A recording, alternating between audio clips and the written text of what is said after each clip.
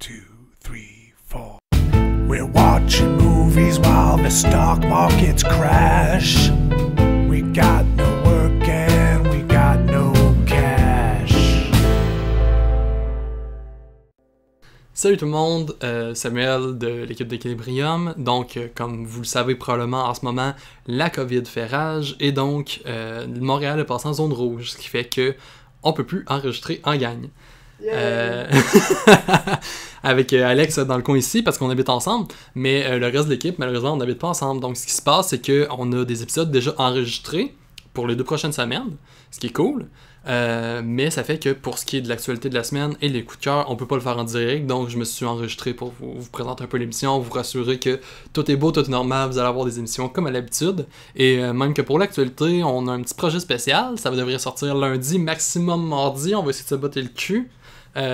Voir si ça peut bien aller, mais c'est un petit quelque chose de spécial là-dessus qui va sortir de nos enregistrements normaux. Donc je vous revois à la fin pour vous dire un petit bye bye, puis c'est ça. Merci de votre écoute. On va aller tout de suite avec notre premier segment de la journée, le Movie Club, yeah! Ou Club vidéo en français, parce que Pelado serait pas content. Et donc cette semaine, le thème qu'on s'est donné, c'est les films de guerre.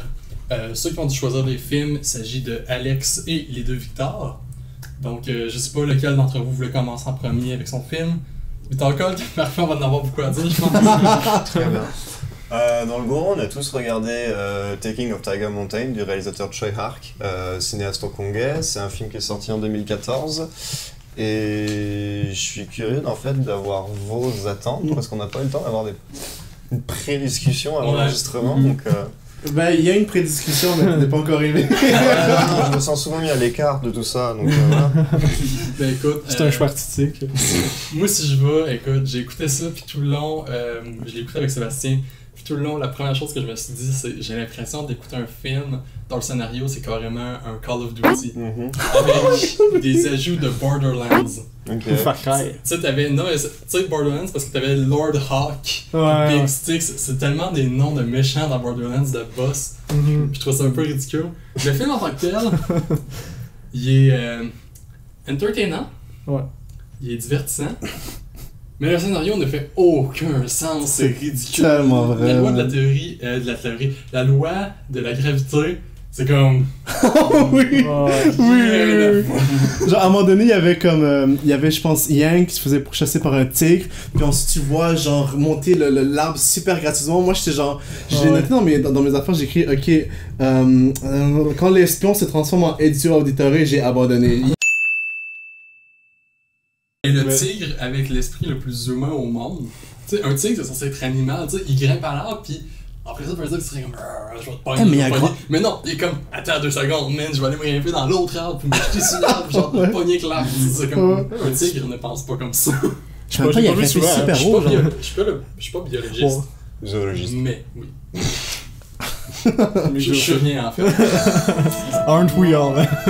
Moi quand j'ai vu le film, je pensais genre la première chose que je pensais en regardant ça, c'est genre le film est tellement un genre de mélange entre James Bond, Avengers, The Fast and Furious, parce que c'est tellement genre over the top mais genre intense. Admettons genre tu sais ils sont en 1946 si je me trompe pas. Puis genre tu sais quand il y avait Lord Hawk qui s'est genre qui s'était fait coincer puis t'es comme ok d'accord, je vais partir, je fais la poudre d'escampette.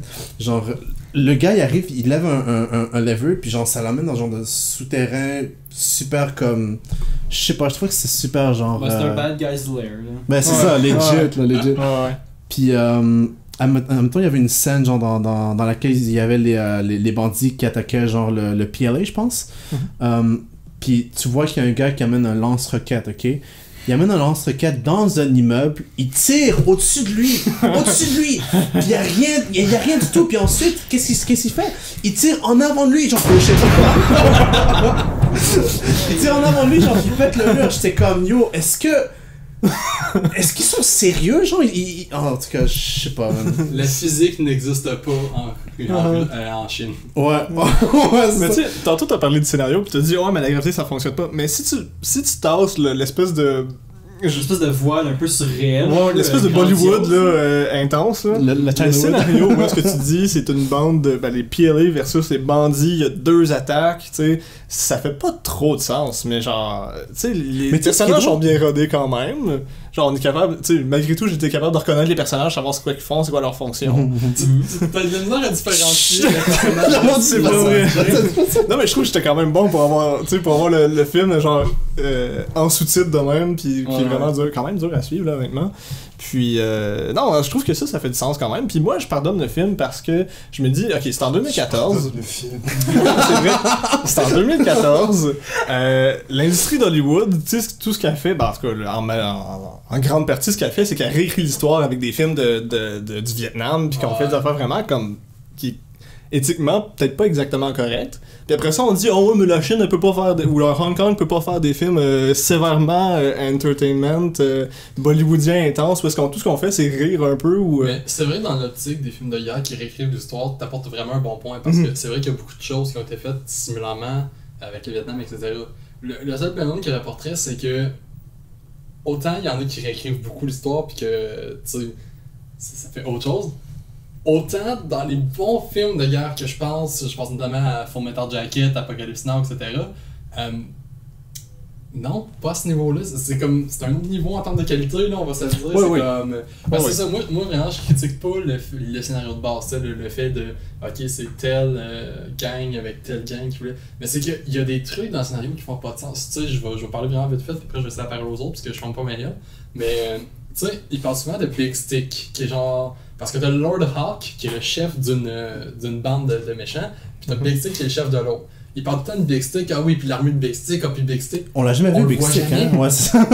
On le voit jamais, il fait rien. Ben, Il aurait pu ne pas ça fait pas exister. partie d'une illusion, ça, parce qu'ils pensent que c'est 300 soldats alors que ça en est 30. Ouais, que Big Stick n'existait pas. Non, mais il existe, c'est ça l'affaire. Parce que, genre, la seule scène où on voit les Kyle personnages genre, à Soze, l'extérieur, c'est-à-dire l'officier de l'armée chinoise qui vient comme voir Lord Hawk pour comme checker s'il peut faire un arrangement, whatever, il parle de Big Stick. Fait que Big Stick, il existe, puis c'est comme tout le monde sait que Big Stick existe, c'est juste qu'il apparaît jamais, il est pas utilisé, c'est ça que je veux dire par le scénario, il est comme. Mais faut pas oublier que ça a été adapté d'un livre. J'ai l'impression que dans le livre, Ouais, il manque un contexte massif, là. ouais, j'ai l'impression que dans le livre, il y aurait beaucoup plus d'affaires. Je peux pas être that guy qui va dire le livre était meilleur. Genre. Parce que tu l'as pas lu. Ouais, c'est Ouais, ça. c'est ça. Mais non, mais c'est surtout que je trouve que quand on regarde un film adapté d'un roman, j'ai l'impression qu'il faut avoir un esprit comme un peu plus ouvert sur souvent pas nécessairement des plot holes, mais peut-être des branches qui n'ont pas aucun sens, ben pas qui font pas de sens mais qui sont incomplètes. Ouais. I guess comme le garçon Noddy en tout cas. Naughty, hein. Comme lui, je pense qu'on ne voit pas se réunir avec sa mère, right? Oui. Ouais, tu le vois. Oui, à la fin, ouais. Ouais. Ouais, pis c'est bref, là. C'est genre. C'est juste avant la passe où justement t'as le gars dans le monde moderne qui revient chez ses parents puis ça Ouais, revient avec oui, le bout avec l'avion. Mais ça, le bout avec le gars moderne, je trouvais tellement que c'était genre random. Je l'avais oublié. Je te jure, au début, genre, tu sais, comme t'as l'introduction avec genre le nouvel an, ah ouais, moi aussi, I graduated, whatever, genre. Tu sais, c'est tellement pas comme nécessaire au film, puis ensuite, t'as genre l'introduction en 1946, ensuite tu retournes avec le présent, puis ensuite, ok, ben genre... Le présent, on s'en fout. Ouais, c'est ça. Puis à la fin, on retourne au présent, puis tu vois, je sais pas, c'était juste bizarre. Colt, est-ce que c'est là que tu nous dis? Ouais, je m'excuse, Colt. Ça film. Non, chacun, liberté d'expression, hein, on est en République. Dans le fond, ce que Mais- t'essaies de dire, c'est que vous avez le droit à votre opinion, mais elle est de la merde. Ah non, bah, j'entends bien, moi aussi j'ai eu quelques difficultés au visionnage, mais dans le fond, j'avais peut-être cave de ma part, mais j'ai quand même envie de dire barrière culturelle. Ouais, bah oui, c'est Le sûr, cinéma certain, hongkongais c'est certain. Et nous, quand on n'est plus habitués à des films de l'Occident. Mais je vous trouve un peu difficile quand vous parlez de la mise en scène du film, quand vous parlez du côté over the top, oui, carrément. La cascade en ski, moi j'étais plié de rire. Oh, je sais! Oh my god! C'est Je vrai! veux dire, Oh, c'est ouais. la base de la nouvelle vague hongkongaise. Je veux dire, un film de John Woo, niveau crédibilité, c'est le même Ça, c'est quota, vrai. quoi. Ça, c'est Donc, très vrai. Genre, tout le monde qui saute, genre, puis commence à se tirer Ouais. dessus, gros slow motion. Ouais, c'est vrai, c'est vrai. Mais j'entends bien que bon, la véracité, elle peut être remise en question, mais en même temps c'est quelque chose qui est très fort dans les cultures orientales, asiatiques, j'ai l'impression, c'est que leur légende, enfin la légende se mélange beaucoup au récit historique, et c'est quelque chose qu'ils ne remettent jamais en cause. Ok. Tu parlais de Bollywood, et tu as beaucoup de films bollywoodiens qui se veulent historiques, mais tu as envie de te dire que les lois de la physique, elles sont un peu, Un petit peu, un peu ouais. tangibles la plupart du temps. Donc, culturellement, je pense que ça leur est cher. Et au niveau du scénario, pareil, je trouve que c'est quand même solide, notamment entre les sauts dans le temps, entre le présent. Je trouve, je sais pas si vous l'avez vu de même, mais c'est l'histoire de ce jeune étudiant à New York qui revient chez sa famille à Hong Kong et qui se relie un peu avec ses ancêtres qui ont participé à cette guerre, à savoir que c'est une période de l'histoire hongkongaise, enfin de la Chine, qui est un peu moins connue des plus grands. Tu sais, ça arrive à la fin de la Seconde Guerre mondiale.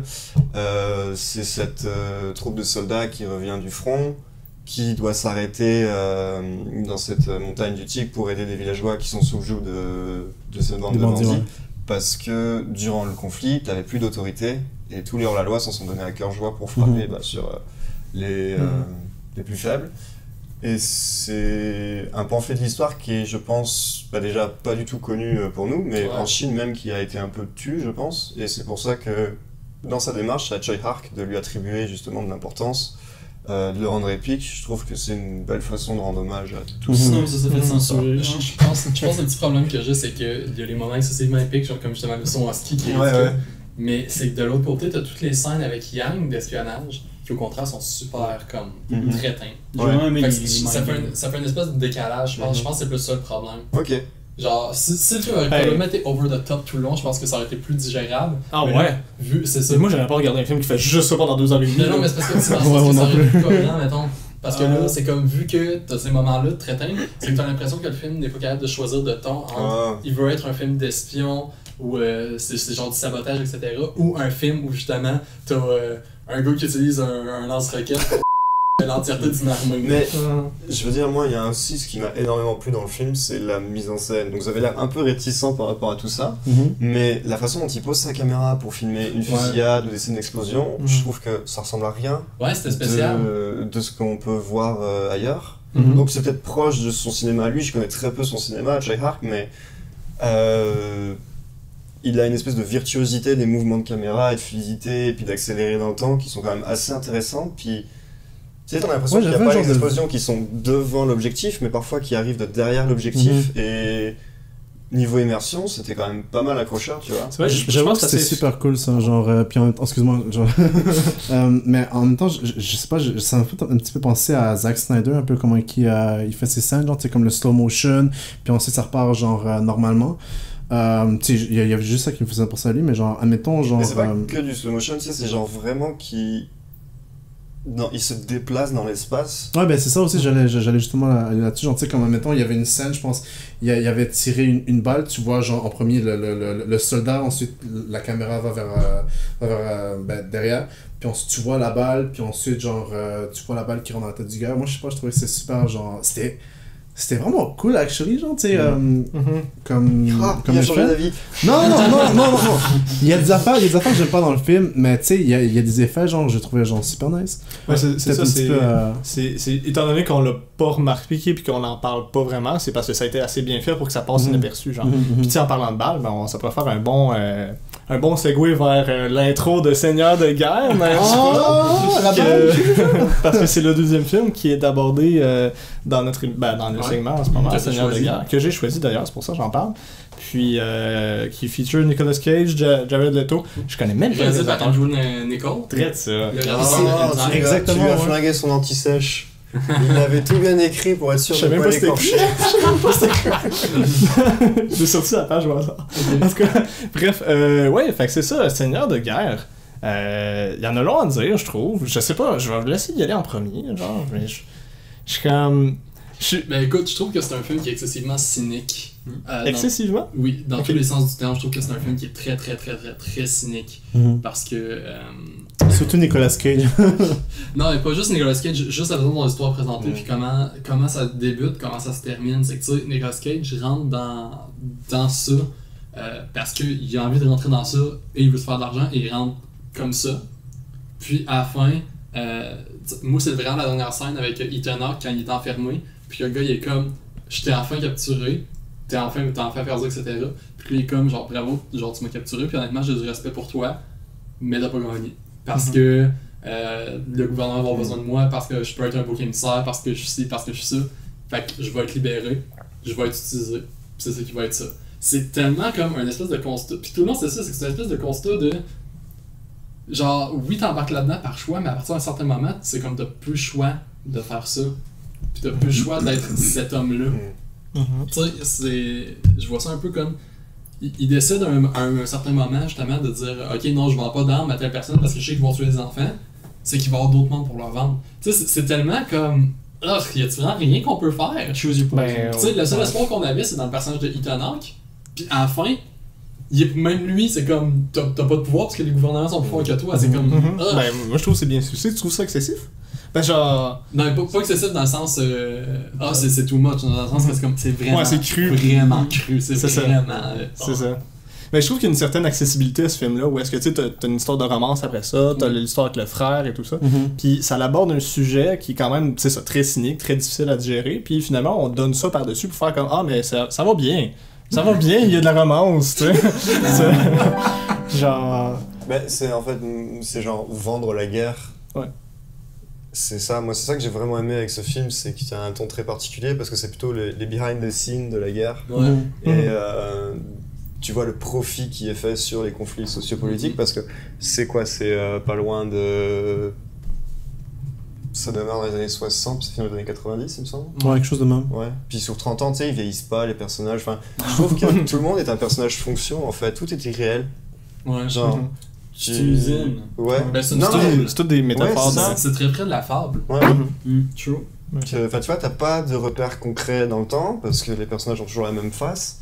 Et tu vois clairement que Nicolas Cage, du coup le seigneur de guerre, qui est le personnage principal, c'est la morale vraiment pervertie, alors que son frère c'est plus sa conscience pure qui finit par perdre littéralement. Et sans spoiler le film, pardon. Mais c'est tout ce discours-là que j'ai vachement bien aimé en fait dans ce film. C'est intéressant que tu dises que c'est quoi, c'était Vitaly? Ouais. C'est intéressant que tu dises que son frère soit un peu la voix de la raison, parce que pourtant c'est un drug addict qui arrête pas de ramener des pitounes à la maison pis tout. Fait que je trouve. Ben, c'est pas un peu le miroir de Nicolas Cage qui vend des armes qui est pas capable d'arrêter. C'est ça. C'est toutes des métaphores dans le fond, les personnages. Il est commencé à un peu, je veux dire, à vriller à partir du moment où il s'est associé avec son frère, tu vois. Puis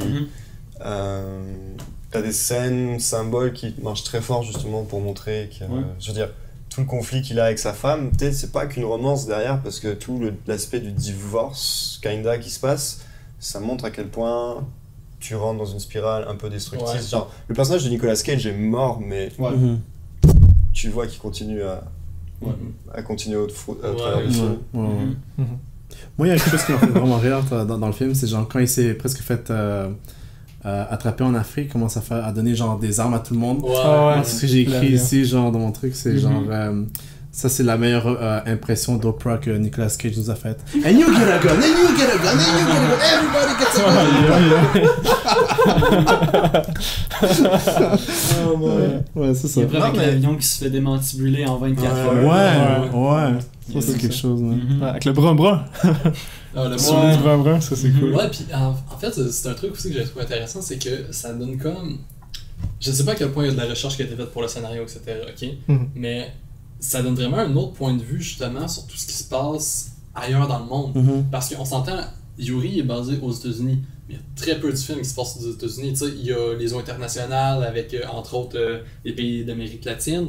Après ça se passe beaucoup en Russie, en Afrique, dans certains pays d'Afrique. Je pense qu'il y a même un petit bout en Europe. Tu sais, c'est vraiment, ça se disperse vraiment beaucoup. Fait que tu vois justement un peu comment c'est placé partout dans le monde, comment c'est vu. Puis tout ça, puis il y a des trucs qui sont quand même bien installés. Puis tu sais, tantôt on parlait d'Italie. Puis justement, il y a une scène que j'aurais trouvé vraiment intéressante. Puis c'est quand il va le porter pour qu'il aille en désintox. Puis il fait faire sa dernière ligne. Tu sais, il fait faire juste à côté de lui. Puis tu sais, il tient la tête, il le flatte. Tu sais, c'est comme, c'est l'encourager. C'est comme un chien, genre. Ouais, c'est ça. C'est comme, c'est hyper malsain. Puis encore une fois, c'est hyper cynique. Mais c'est ça, je vais revenir sur l'accessibilité. T'as dit que ça revenait sur plein de pays dans le monde, puis c'est ça, je trouve que ce film-là est quand même important parce qu'il soulève des vrais problèmes de façon très cynique, de façon crue, même si c'est une fiction.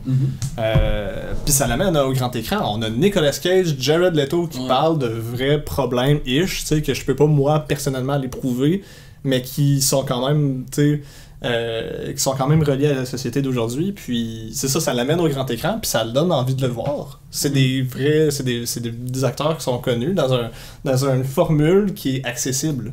Fait que c'est ça que j'aime du film, même si c'est peut-être pas 100% vrai comme image, ça donne ça donne des opinions qu'on voit pas souvent. Ça cherche pas la véracité, c'est ça qui est intéressant, c'est que vraiment, on a une espèce de portrait, tu sais, je veux dire, ça fait un peu une espèce de présentation vidéo de ce que c'est la guerre, je veux dire.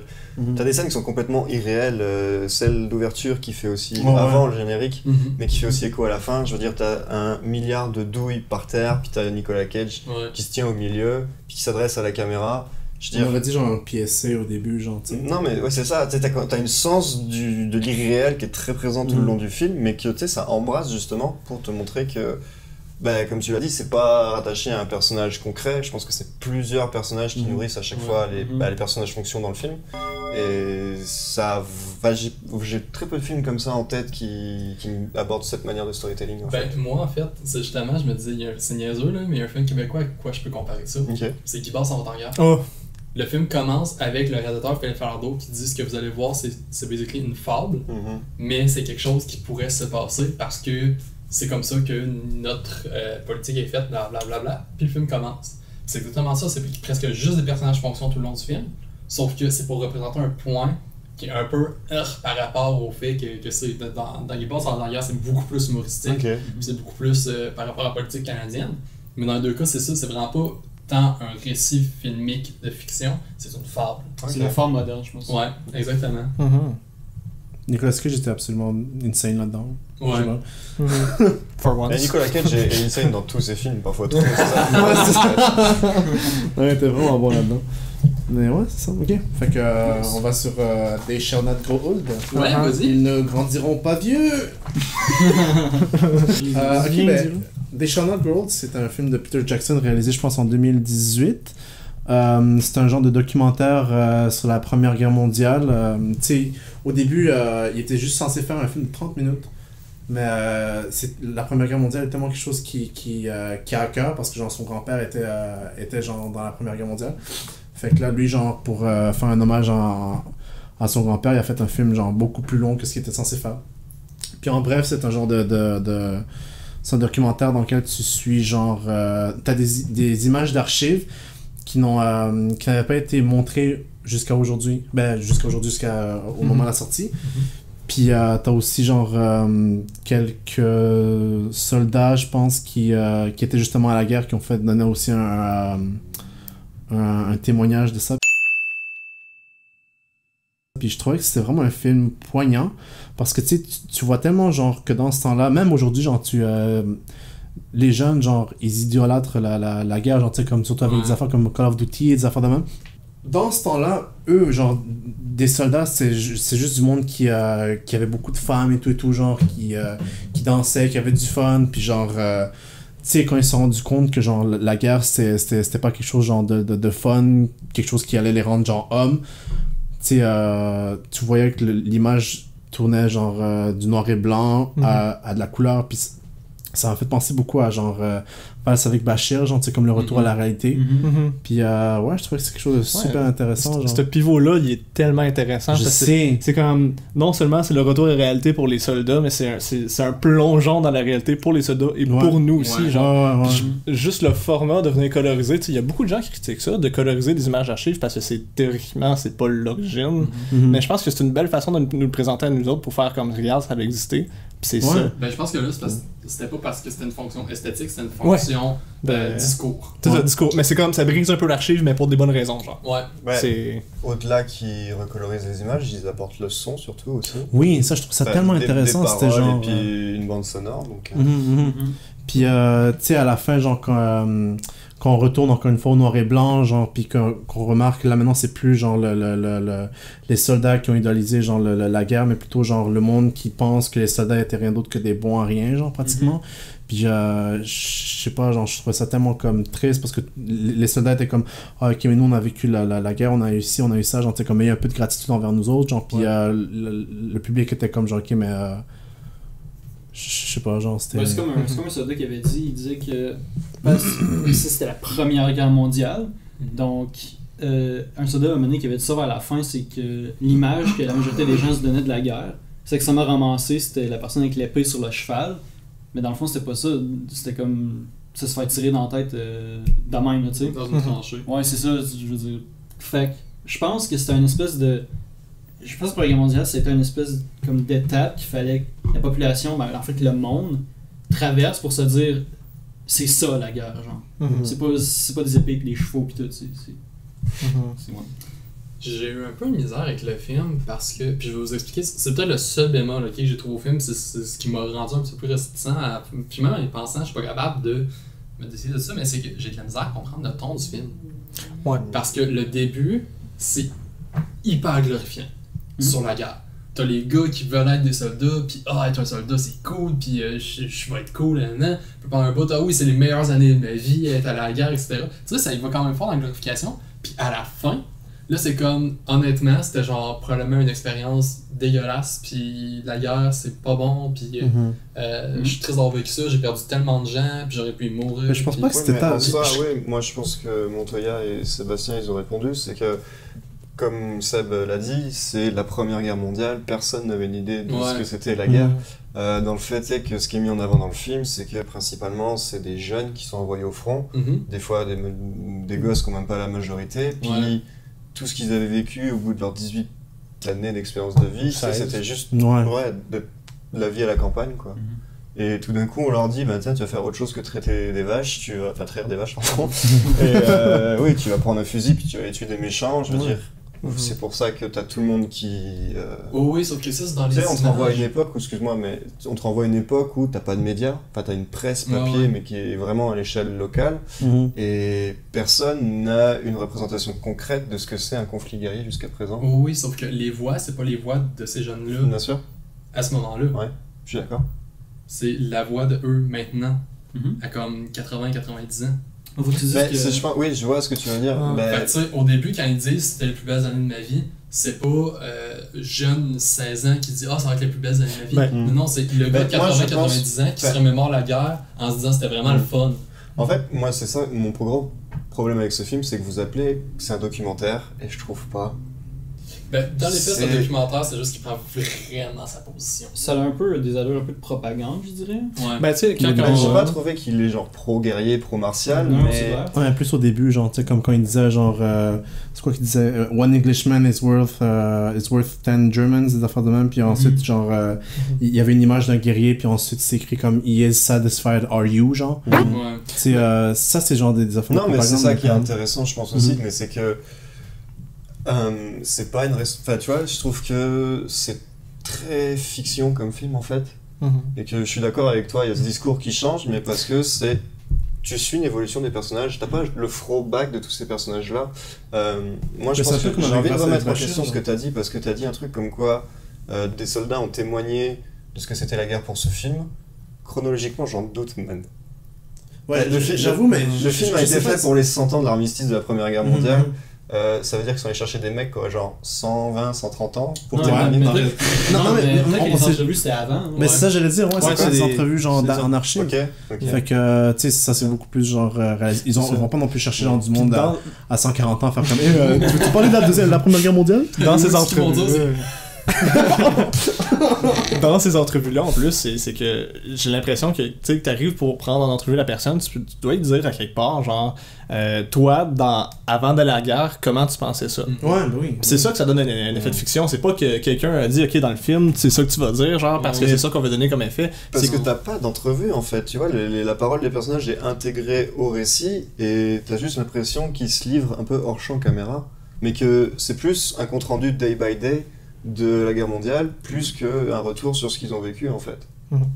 Mais dans les deux cas, ça reste une forme de documentaire. C'est juste que le montage est hyper pensé pour. Je trouve que tu marques un peu, par exemple, quand tu dis que ça te fait un peu penser à une fiction parce que l'évolution des personnages, c'est rare qu'on voit ça dans le documentaire parce que souvent c'est plus un trope de fiction. Okay. Mais dépendamment du montage, qui est comme la base de tous les documentaires, c'est le montage, c'est ce qui lui donne un sens. Il est vraiment fait, pis ça doit être parce que c'est Peter Jackson qui est vraiment plus à l'aise avec la fiction. Il a vraiment monté son film de manière à ce que justement il y ait une espèce d'évolution tout le long des personnages puis de tout ce qu'on entend, etc. Ben, moi, mon gros problème avec ce film, c'est qu'éthiquement, je trouve ça un peu questionnable quand même. Je pense qu'on n'a pas été très clair, mais en gros, c'est donc des images d'archives qui ont été reprises, puis qui ont été transformées, colorisées. On a parlé aussi un peu entre nous qu'il y avait le ratio d'images par seconde qui avait été augmenté. Et en fait, je trouve cette démarche un peu étrange, et ce qui m'intéresse dans le film, c'est pas que ça questionne notre rapport à la guerre, mais plus notre rapport à l'image en question. Parce que c'était des images qui existaient, mais maintenant on leur prête que attention que dans le cadre où elles sont rendues genre modernes, parce que tu les colorises, parce que tu t'augmentes le ratio pour que ça passe de 18 à 24, mettons, et parce que tu rajoutes une bande sonore. C'est vrai, hein, on y prendrait pas attention. Tu déformes du coup la nature même des images pour moi, tu vois. Et même si la technique est incroyable, c'est ça que je trouve un peu bizarre. Parce que en soi, tout le discours qui est fait sur la Première Guerre mondiale, pour moi, il est vraiment pas nouveau et il apporte pas grand chose. Je veux dire, je connais plein de films qui traitent du même sujet, puis... je pense que c'est plus parce que la Première Guerre mondiale est vraiment l'une des guerres les plus sauvages qu'il y a eu, genre. T'as la deuxième qui arrive. Non, je sais, mais c'est juste que genre la Première Guerre mondiale, il y a des nouvelles armes qui ont fait genre leur apparition. C'est la première fois qu'il y avait, je veux dire, le lance-flamme. des avions, des tanks. C'est ça. Fait que tu sais, comme il y a un aspect genre super comme. Je sais pas comment dire ça, super. J'ai le mot sur le bout de la langue, mais genre, je sais pas comment le... C'est aussi que c'était... Inhumain, genre. Oui, puis aussi, j'ai oublié de dire que parce que la Première Guerre mondiale, c'était beaucoup plus gris que la deuxième. La deuxième, je veux dire, t'avais les nazis qui faisaient des camps de concentration et qui tuaient des tas de personnes juste parce qu'ils étaient juifs. C'est comme, ok, c'est pas correct. La première, c'était un truc politique de, ok, ils ont tué l'archiduc d'un tel parce qu'il a tué un tel. Là, c'est là comme ça. Tu sais, c'est parce au début du film, ils font comme, on a découvert qu'on est en guerre. Genre, c'est ça. C'est ça, tu découvres que t'es en guerre parce que c'est ça. Dans l'autre, parce qu'il y a vraiment une dimension, dans la Deuxième Guerre mondiale, il y a vraiment une dimension que, ok, il y a du monde qui sont dans des situations inhumaines.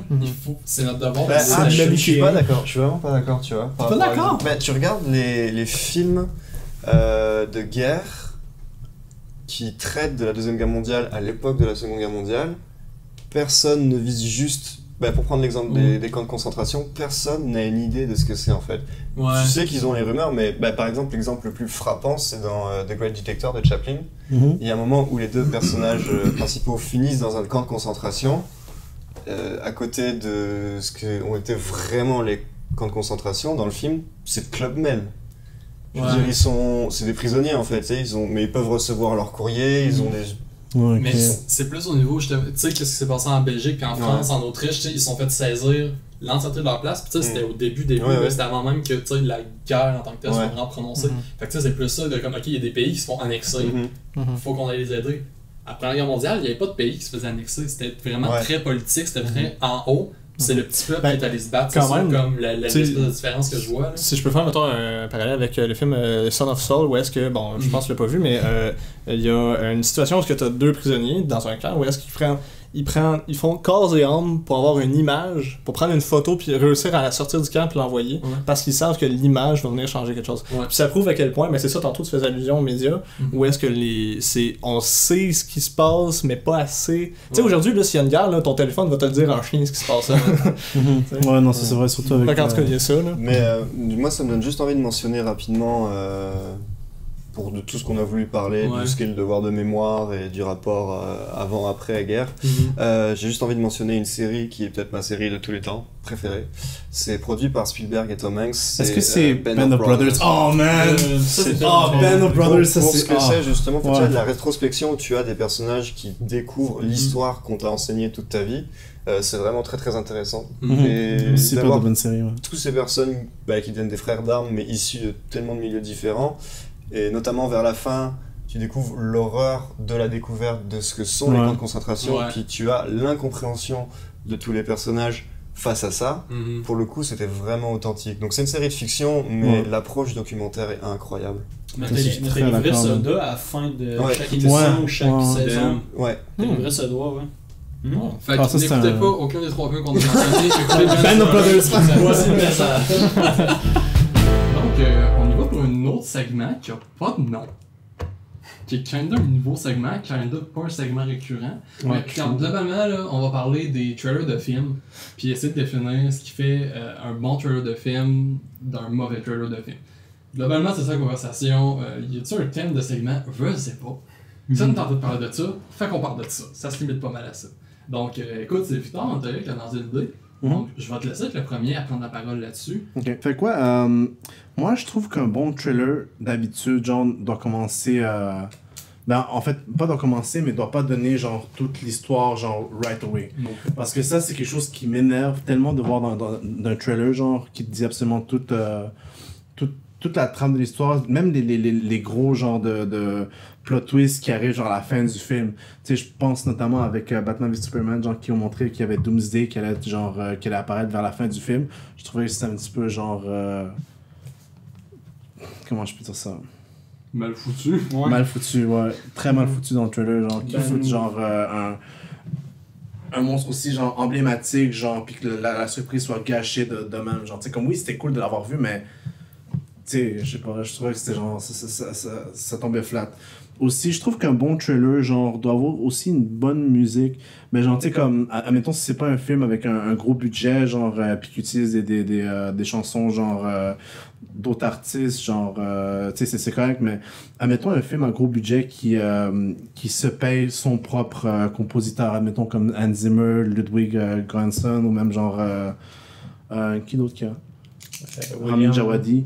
Tu sais, eux, ils peuvent faire une genre de petite chanson, genre, pour accompagner leur trailer, tu sais, je pense notamment avec The Dark Knight Rises, Inception, Interstellar, je pense également, puis Tenet, je pense aussi. En fait, bon, pratiquement tous les films de Christopher Nolan, quand je pense. Tu sais, je trouve que c'est une bonne idée dans les trailers, genre de mettre un genre de sneak peek, non seulement du film, mais également de la trame sonore. Ouais. Moi, je trouve que c'est quelque chose qui est extrêmement intéressant, genre, puis qui devrait être fait beaucoup plus. Comme par exemple, dans le film, il y a eu le trailer de Dune qui est sorti il y a pas longtemps. Je trouvais que le choix de la musique était un peu bizarre, surtout que c'est Hans Zimmer qui est censé faire la musique pour le film. Ouais. Puis genre, ouais, c'est pour ça qu'il a pas fait Tenet. Et je vous apprends quelque chose, genre, pas à toi, parce que je sais que tu l'as vu, là.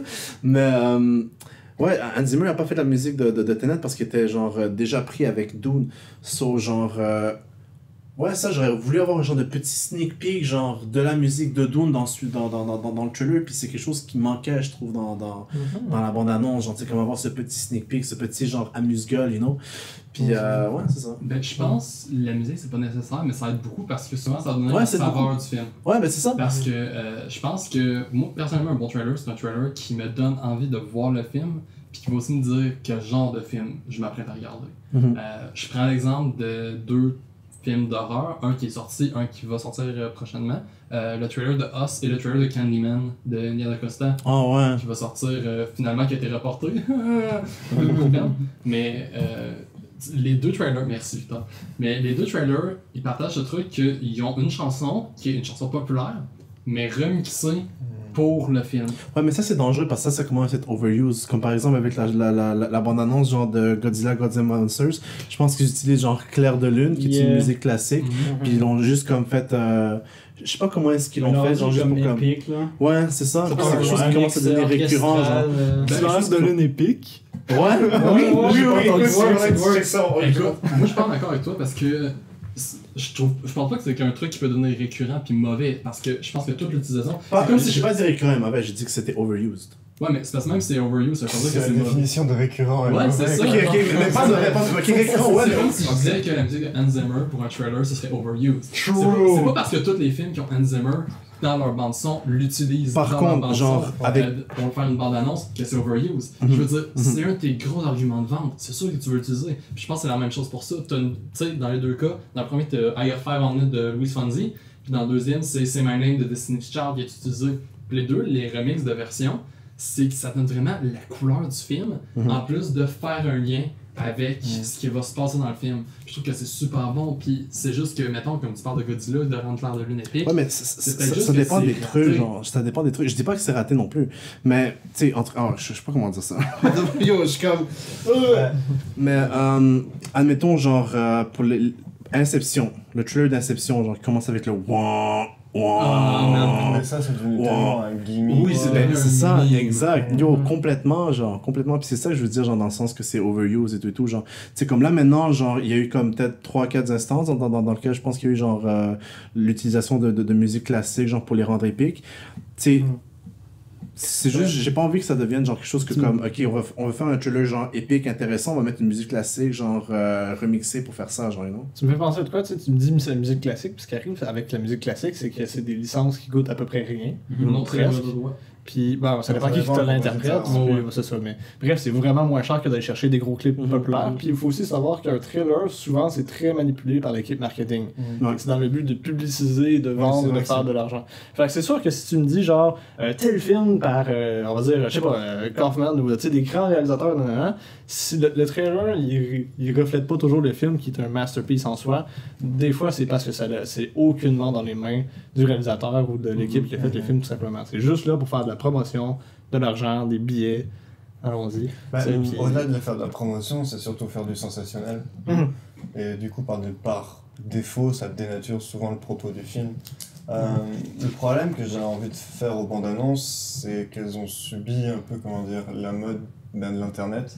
Ouais. On s'entend que pendant des années, ça se contentait d'être juste découvert en salle, mais qu'avec internet, tu sais, t'as plus ce plaisir-là de voir un film, enfin d'aller voir un film et d'être un peu dans l'inconnu tant qu'aux annonces que tu allais voir. Maintenant, tu sais que tu vas avoir ta vignette qui va popper sur ton laptop, puis tu vas voir en avant-première l'abondance du film. Tu joues à Fortnite et tu découvres des trailers de films maintenant. donc, Ouais. Ça, c'est n'importe quoi. Non, mais est-ce que tu parles de ça, Mais- mais... Ah ben, est-ce que t'avais fini? bah, vraiment. Ok, ça va continuer. C'est juste du coup, c'est pour ça que je trouve que, comme tu disais, c'est pas les équipes de films qui s'occupent des trailers, c'est des annonces de marketing. Ouais. Et t'es obligé de toujours faire dans l'extrême, dans les pics, dans le survolté pour que ça fasse vendeur. Ouais, mais des Souvent, fois, quand ça le peut film- tellement être double. Je suis Ça peut tellement d'accord. être genre une Oui. mauvaise. Comment on dit Ouais. ça? Et tu parlais justement, oui, parce que du coup, tu fausses les gens sur. Je veux dire, Drive, en 2011, on avait fait les frais parce que c'est un des films. Le seul film avec une vraie prod complètement. Enfin, pas complètement, mais américaine de Nicolas Winding Refn. Et ça en est sorti que la bande-annonce l'a vendu comme un Fast and Furious bis. Ça, c'est vrai. Ça, Et c'est que très le ton vrai. du film n'a rien à voir avec En ça. effet, c'est Sauf loin. qu'il y a une Mhm. houle de gens qui sont allés le voir dans l'optique de se dire que c'était un Fast and Furious, qui se sont dit que déjà Rated R, c'était un peu bizarre, puis qui en ont pris du coup littéralement plein la gueule à Ouais. cause de ça. Et Mais la c'est un bon compagnie film, du Drive, mais Oui. c'est juste que je pense que ça a juste comme pris ça ciblé le mauvais public. Mais à Complètement, cause genre. des trailers. Ouais, Parce exact. que tu vois, Nicolas Winding Refn, c'est un mec qui a un style très lancinant, pas forcément dans l'adrénaline, et que tout le monde a été trompé. Je veux dire, l'équipe du film en a fait les frais parce que t'en as plusieurs spectateurs qui ont poursuivi la prod en justice. Arrête! Non, vraiment. Oh my god! Et le Gantor leur a fait, ils ont perdu le procès à cause de ça. Donc, Ils ont perdu le procès Ouais, en ouais. plus. Ben non. puis de ce que tu disais de la musique, je veux dire, moi c'est ça que je trouve quand même le tour de main quand tu montes une bande-annonce, c'est ça, c'est souvent tu vas trouver le montage énergique, puis ça va te plaire, ça va te donner envie de voir le film. Et souvent, quand tu prends la chanson additionnelle de la bande-annonce, tu dis j'espère qu'elle sera dans le film. Et quand c'est pas le cas, t'es souvent frustré. Donc, t'as ça dépend- toujours ce ça dépend montage de- un peu mensonger qui, au final, te dénature et t'éloigne du Mhm. propos du film. En fait. Et Tu sais, étant dans- donné qu'à certains points, t'as même des compositeurs qui se spécialisent dans la composition Ouais. de Ouais, bande-annonce. ça je sais. Mais là maintenant ils sont un peu moins genre en demande, genre tu sais comme parce qu'il pas en demande mais j'en vois beaucoup moins maintenant. Genre. Ouais, t'en as toujours qui cartonnent, tu sais, je veux dire, Audio Oui, c'est Machine, ça. ils ont des records. Audio de Machine, lecture, mais dans le temps il y avait aussi Immediate Music puis Ouais. Two Steps From Hell je pense. Puis genre oh yo man j'écoutais Two Steps. tellement de musique d'eux autres quand j'étais jeune. Oh fuck. Mais ça, tantôt, tu veux dire de quoi? Ouais, c'est ça, c'est dans ça ce que vous dites sur la musique. Parce que je pense que c'était le trailer de Rise of Skywalker, Mhm. mais avec Duel of Fate. Puis est-ce qu'elle joue dans le film? Il n'y avait pas Duel of Fate qui jouait, je pense que c'était la chanson de Luke Skywalker. Genre quand il regarde Mais c'était- l'horizon, là. Mais c'est quel trailer d'abord? J'avais entendu dire qu'il y avait un trailer de Star Wars qui avait Duel of Fate dedans. Puis dans le film, il joue pas, genre.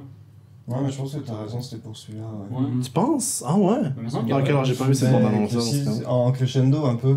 Ouais, genre. Je pense que c'est même le premier où à la fin ça se clôt avec le rire de Palpatine. Peut-être. Puis quand tu parlais des, mettons, des médias, souvent il y a des gens qui vont annoncer leur film. Puis ça va être un peu interactif, genre Ouais. avec des sites un peu critiques ou whatever. Mhm. Puis ça, je pense que ça peut donner. Des fois, ça peut donner une meilleure idée de ce que c'est le film, en étant un peu plus immersif. Ça me fait aussi penser mettons, juste des trailers de jeux.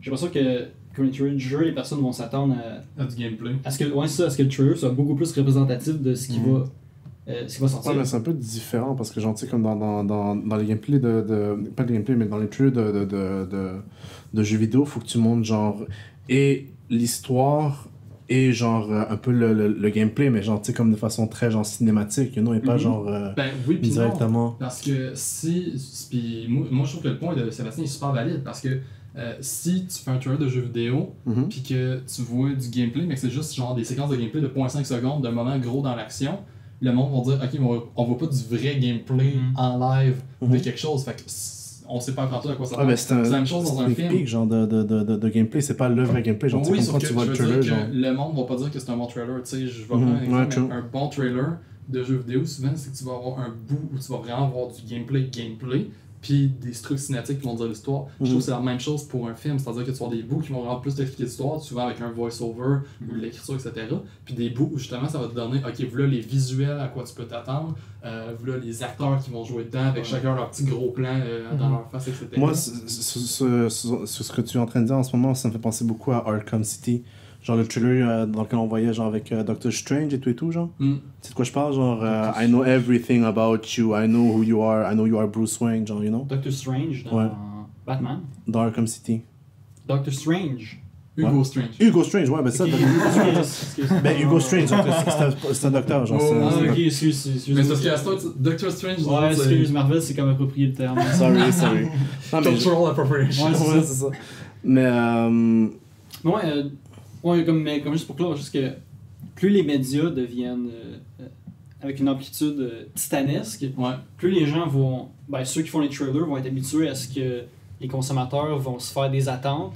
Puis les attentes vont valoir beaucoup plus cher que les attentes qu'on va se faire dans le cinéma. je C'est pense. ça. Puis c'est pour ça que moi, personnellement, les types de trailers que j'aime le plus, c'est ceux qui m'en donnent le moins. Mhm. ben oui, ça c'est les meilleurs. Ça, c'est de loin les Mais meilleurs. c'est parce que aussi, faut pas faire le. C'est parce que il a donné moins, puis il a rien donné pantoute. Mhm. Parce que ça, c'est. Ça, c'est des teasers. Genre ceux qui Ben, donnent absolument Parce rien. qu'il y tous en a, c'est des teasers, trailers genre. de 2 minutes, puis qu'il y a rien, c'est vide. Tu sais, ça dit. Je me Tu suis. t'entends-tu un genre. Je pourrais un pas te exemple? donner d'exemple, là. C'est ça qui est triste, là. Mais. Ben, moi j'en ai une. Ah, vas-y. C'est comme un jeu vidéo. Ouais, vas-y. Mettons le teaser qu'il y a eu pour Sekiro. C'était littéralement genre 10 secondes, puis c'était comme juste genre des os Ouais, et de mais la corde. je parle vraiment de comme un trailer, là. Ok, à la fois. Il y a des trailers que ça dure comme 1 minute et demie, 2 minutes, puis tu finis pis t'es comme. Ben mettons Dune. Ben Tenet!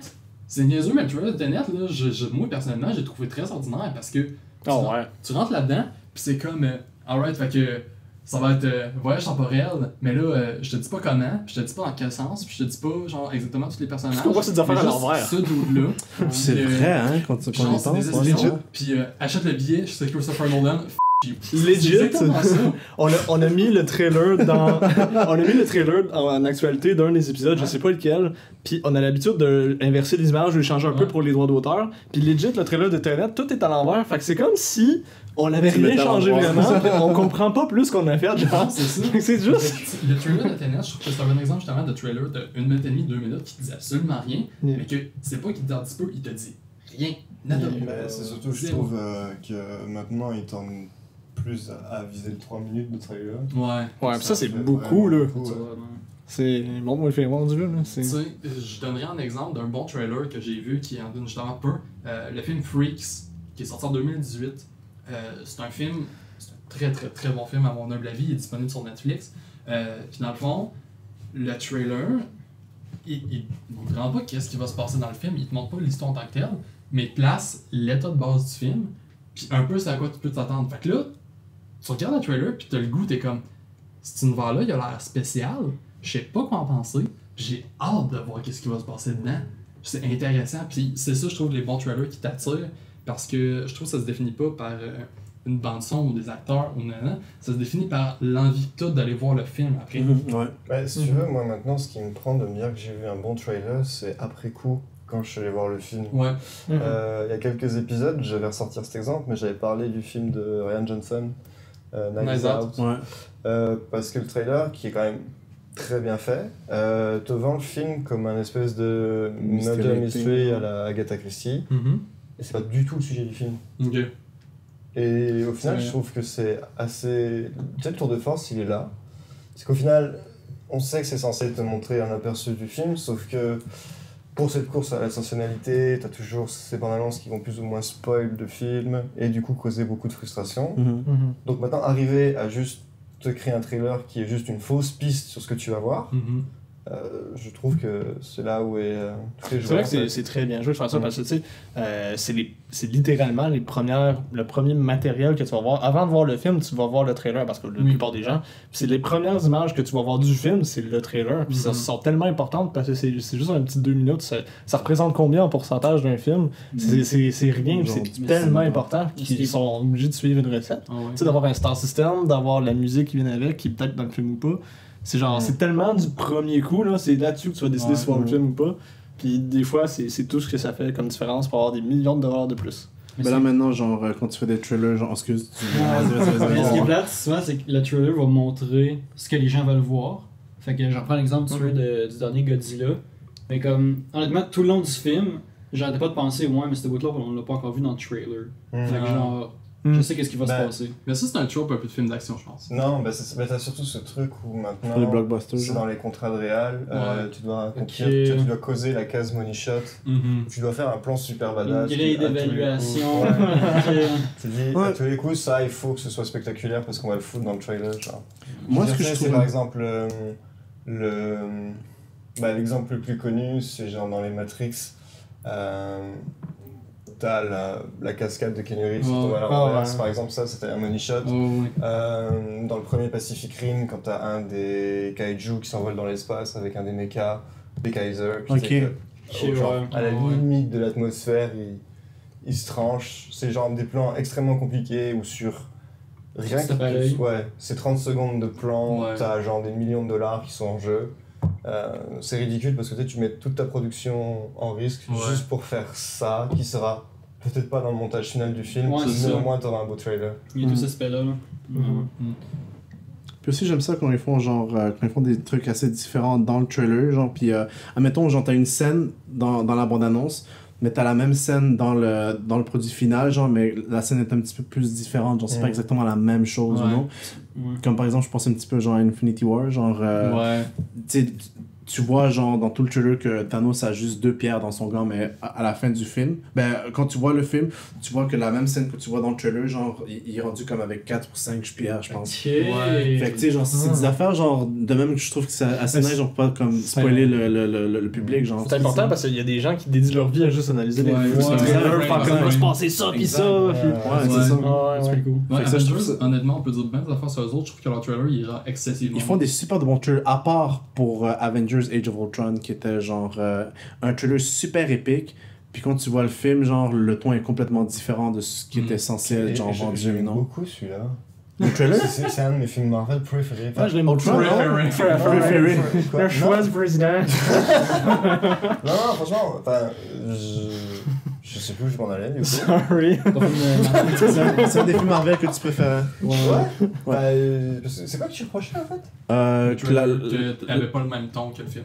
Ah, mais tu sais, en même temps, moi j'aime ça les films de super-héros qui sont genre assez genre dark dans les...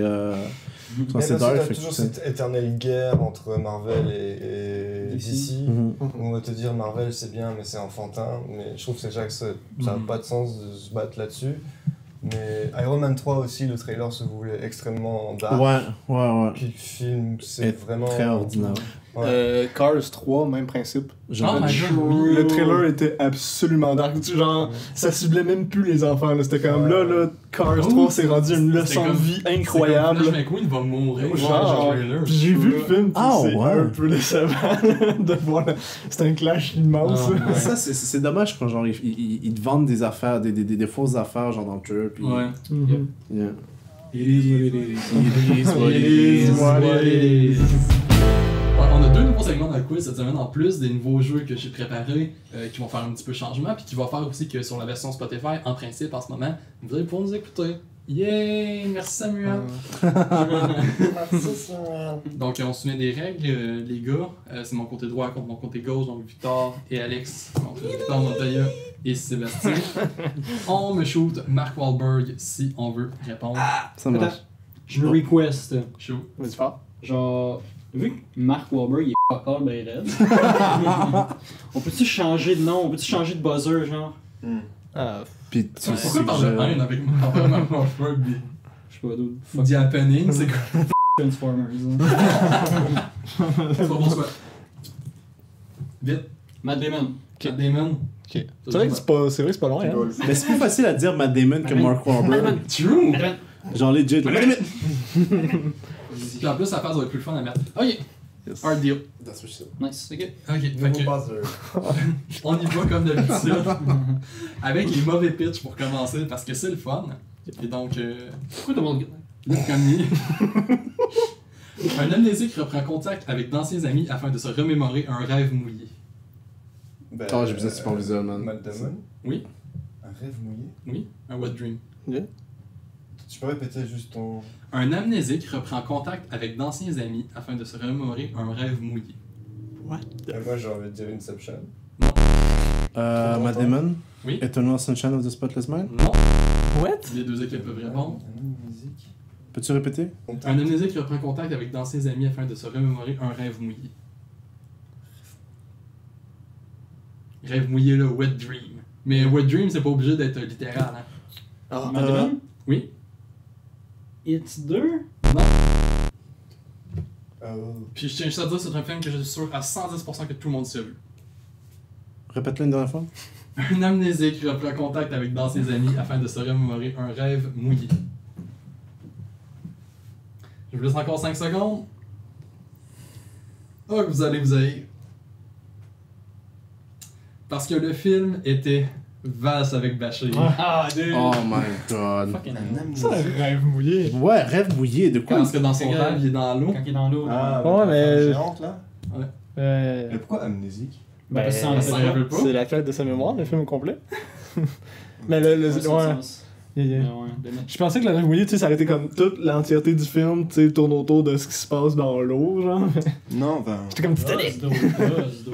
Donc, on y va pour le deuxième. Si ça voulait pas dire qu'il y avait une éjaculation nocturne. Un pistolet allemand essaie de tuer un adolescent pour récupérer ses lunettes. Hein? Pistolet allemand. Oui. Essaie de quoi? De tuer un adolescent pour récupérer ses lunettes. Matt Damon. Oui. Ce serait pas un truc genre Jojo Rabbit? Non. Matt Damon. Oui. Spider-Man Far From Home. Non.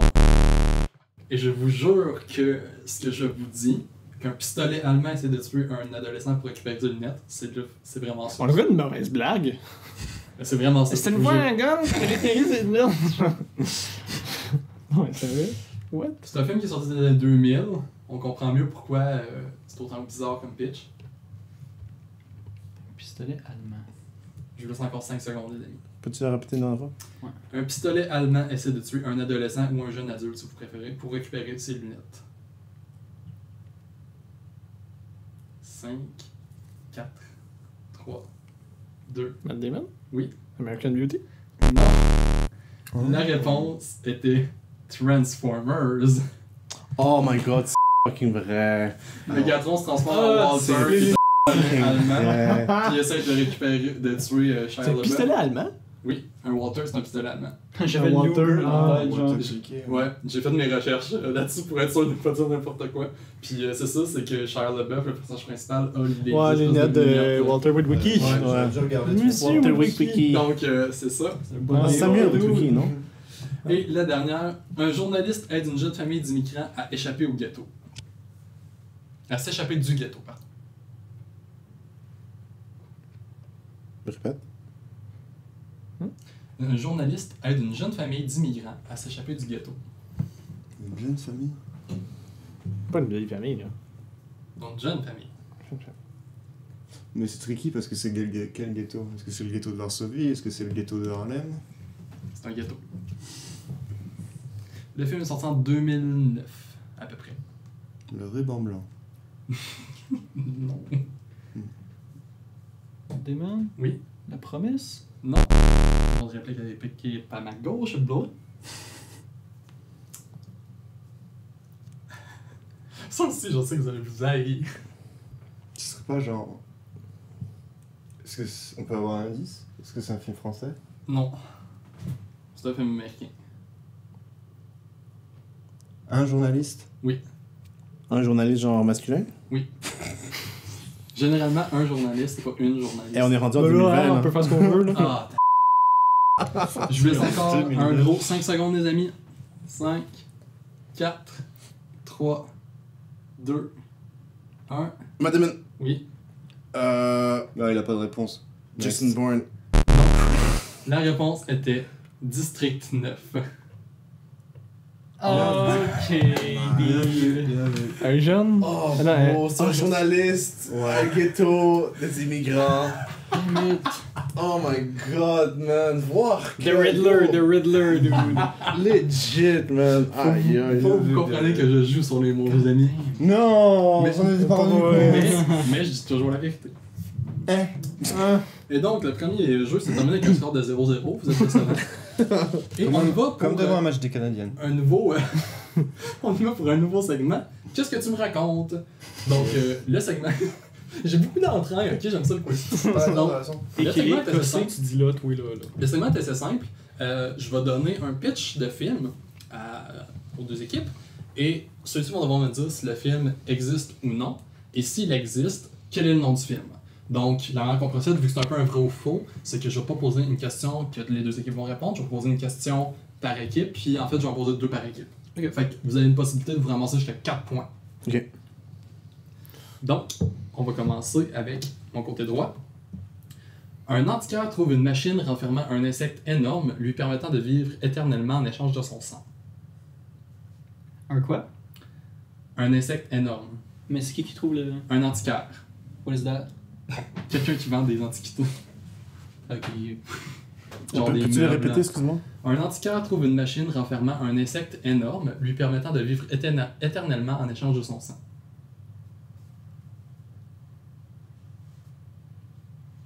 Faut-tu dire que ça existe à cette heure? Oui.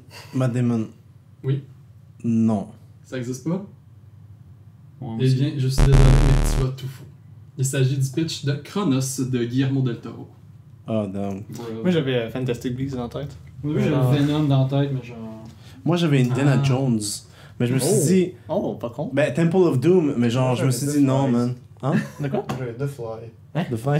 Donc, côté gauche, un jeune garçon mort en mer possède le corps d'un policier pour voir la femme qu'il avait aimée. Un jeune garçon mort en mer possède le corps d'un policier.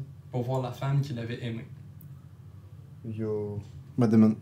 C'est Oh, damn. Calmos, mon pays. T'en voulais At voler, least I tried! Un garçon mort en mer possède le corps d'un policier.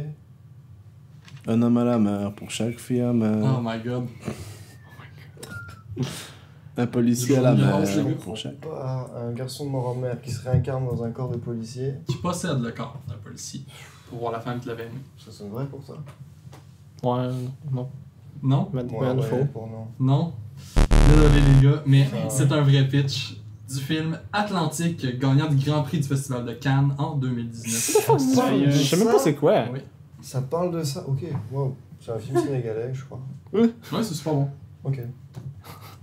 On retourne du côté de voix. Un homme vend les mains de sa fille au diable pour s'assurer de sa richesse.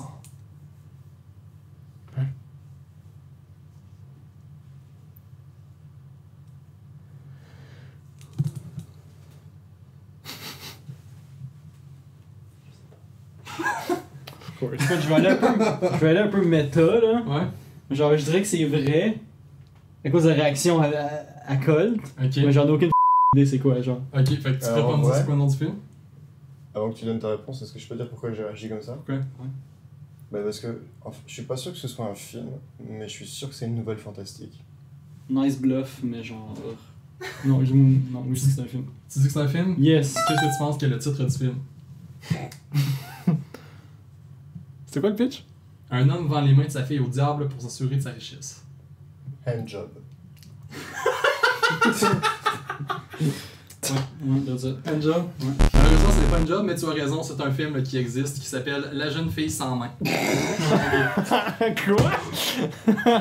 What the fuck? C'est un film d'animation français que j'ai écouté. Ok.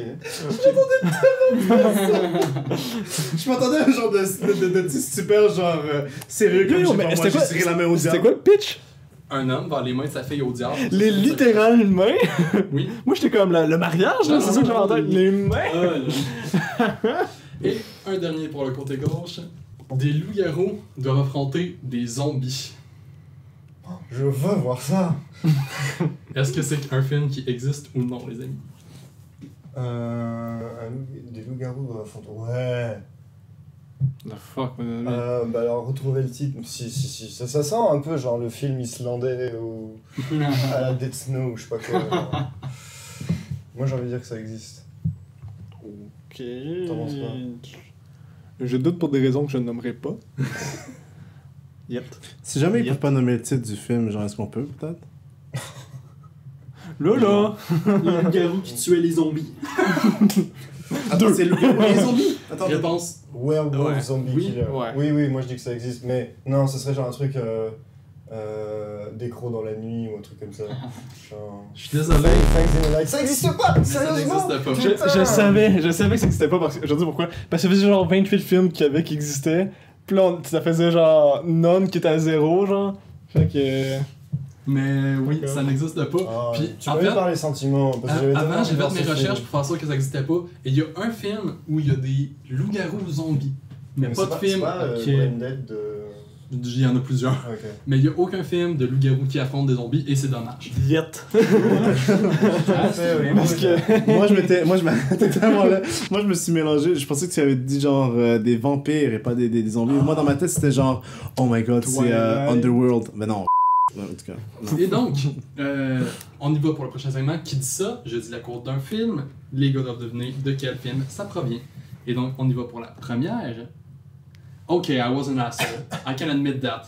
But requesting I ran from a serious magician is just Matt it's too Damon. far. Oui, Tu l'as pas? Non. T'es nul. Non. c'est une bonne réponse. quoi? La La Land. Oh la laine. Répète la ligne. Okay, I was an asshole. I can admit that.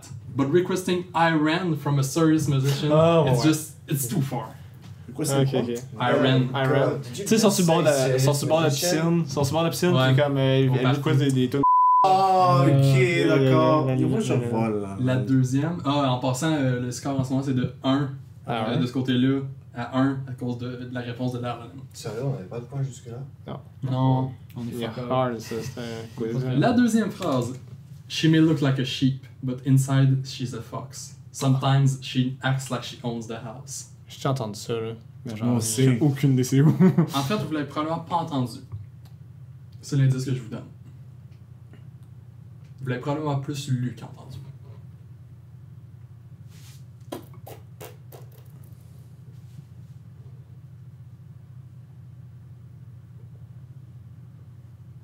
Vous la relise, les Ouais. She may look like a sheep, but inside she's a fox. Sometimes she acts like she owns the house. Madame. Oui. 50 Shades of Grey. C'est vrai qu'on aurait lu. Vous réplique Mais côté gauche. J'ai pas lu, là.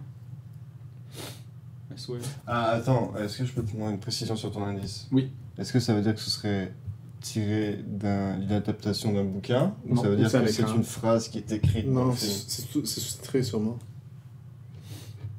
Je vous laisse encore 5 secondes, tout le monde. Yo, faut chercher dans les films Bah, Damon. ou quoi, genre? Oui, Parasite. c'est une bonne réponse. Wow, no way! Easy! Je suis tellement surpris genre. C'est quand il parle de la bonne. Oh, Mais c'est écrit où? ok. Ben, Mais c'est Ah, ok, sous-titre. c'est ça. Ah, ok, je comprends. Easy. Et donc, la dernière. Einstein said time was relative, right? Maybe I'm not late. Maybe you guys are early. Oh my god, man. Oui? Interstellar? Non. Répète là, s'il te plaît. Einstein said time was relative, right? Maybe I'm not late. Maybe you guys are early. Ah, c'est ouais. C'est un film très récent.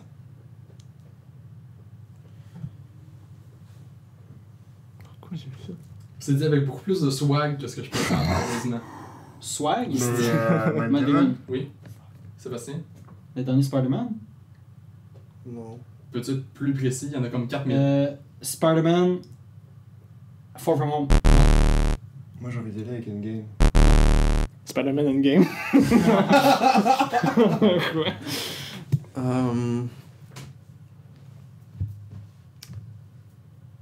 Encore ça. Ah bah attends, t'as bugué sur Spider-Man. Matt Damon. Oui, Multiverse? Non, Spider-Man Into the Spider-Verse? c'est une bonne Oh, réponse. man. Tu Ah ouais, l'avais, ça me dit rien. Non, j'avais C'est quand il rentre dans la classe, on est en retard. Ok. True. C'est Ok, le prof qui le reprend ouais. puis il dit ça. Ok. Pendant qu'il y avait genre. Merci Sib! Mais ça faisait Octopus. Spider-Man. Ça faisait Spider-Man. On finit ça avec un score de 2 à 2.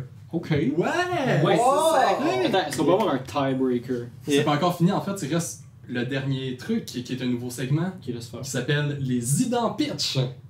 Quel nom! Et donc, ce que je vais faire, c'est que je vais vous dire un pitch qui souvent va pas avoir rapport. Ça va pas être tant un pitch plus que ce qui se trouve dans le film. Et ce pitch-là va parler de 2 films en même temps. Donc, vous allez devoir me trouver c'est quoi les 2 films. Ouais, c'est facile. La soirée, hein, c'est cool. Ouais, je vous c'est ça, donne, Soft.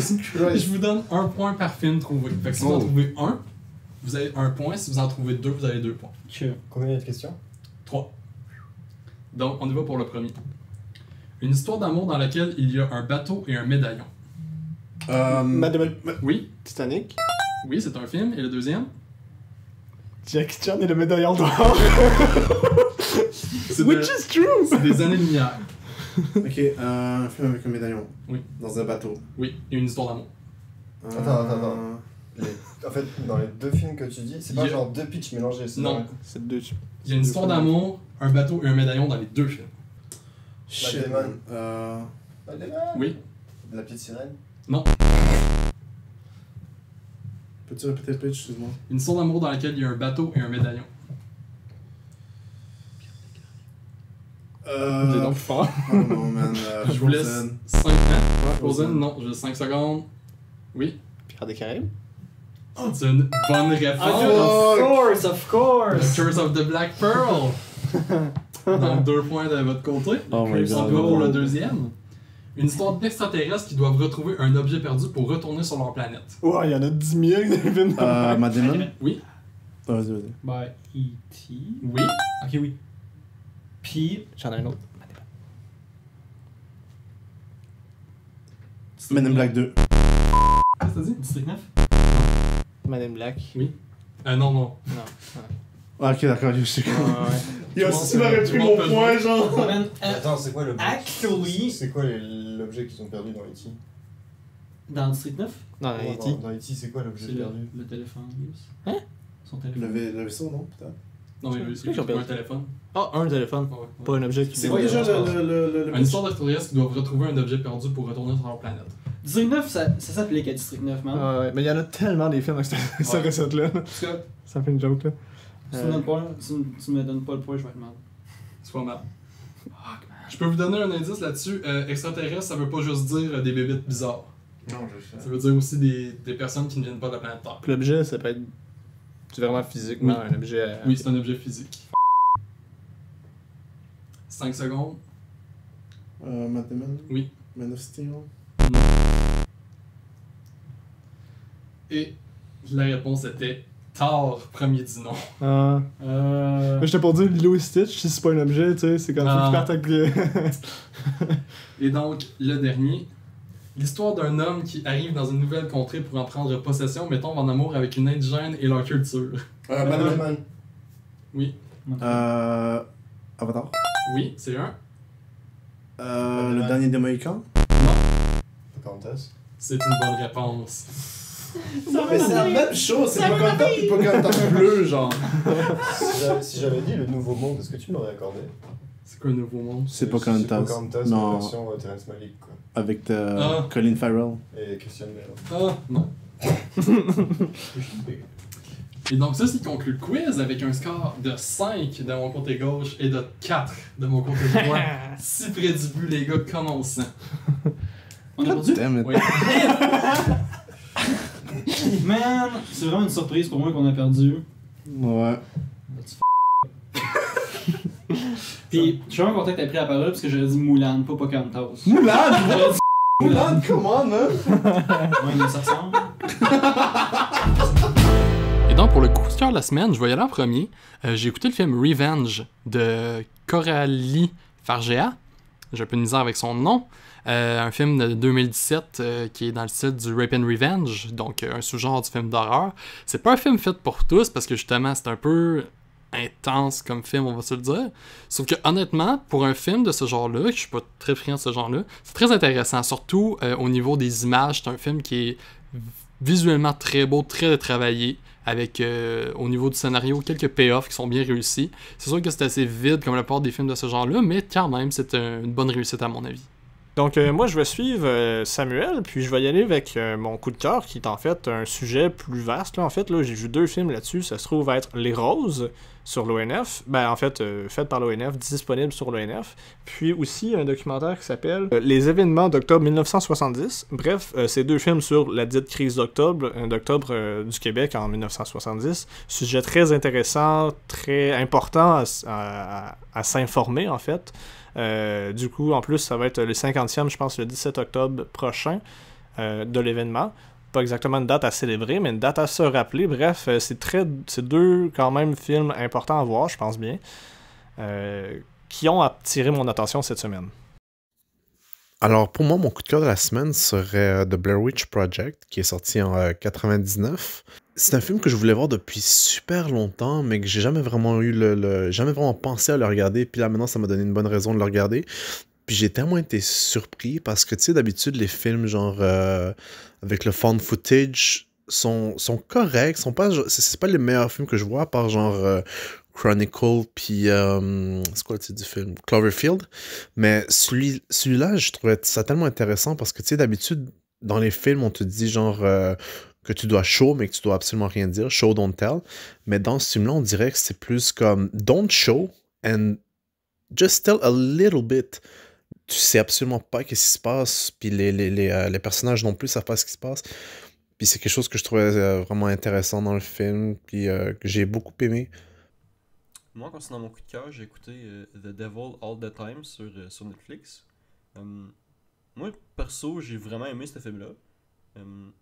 Ça représente pas la religion vraiment positivement. Je me suis retrouvé souvent à dire la phrase « This is why I don't like religion ». Ce qui était cool aussi, vraiment intéressant avec ce film-là, c'est qu'il y a Tom Holland qui joue dedans. Puis c'était vraiment cool de le voir jouer dans un film qui était un peu plus dramatique que les Spider-Man habituellement. Puis il y a aussi Bill Skarsgård, désolé pour la prononciation qui est peut-être bafouillée, mais dans le fond c'est lui qui a joué It dans It. Puis ouais, c'était cool de voir. Moi personnellement, ces 2 acteurs-là, je les avais pas vus dans d'autres films sauf Spider-Man puis It. Ça a été vraiment comme cool de les voir jouer dans un film qui est comme plus à terre, qui est moins fiction. Puis Tom Holland qui réussit à faire l'accent sud-américain, c'était vraiment on point. Comme, cet acteur-là est vraiment impressionnant. Donc un gros merci d'avoir été avec nous cette semaine, encore une fois, pour ce spécial film de guerre. On espère que vous avez apprécié. Si oui, vous pouvez vous abonner à la chaîne YouTube, visiter nos socials, qui sont notre blog Plan A, disponible au arcalux.ca, et notre page Facebook, sous le nom d'Arcalux. Mettre un like aussi si ça vous tente, un petit commentaire si vous avez le goût d'écrire de quoi. Écoute, je dis comme tous les autres YouTubers pour le podcast, mais sincèrement, on apprécie beaucoup le fait que vous soyez là à chaque semaine pour nous supporter malgré la COVID. Donc, dévouement! Exactement. Donc merci et bonne journée. We're watching movies while the stock markets crash. We got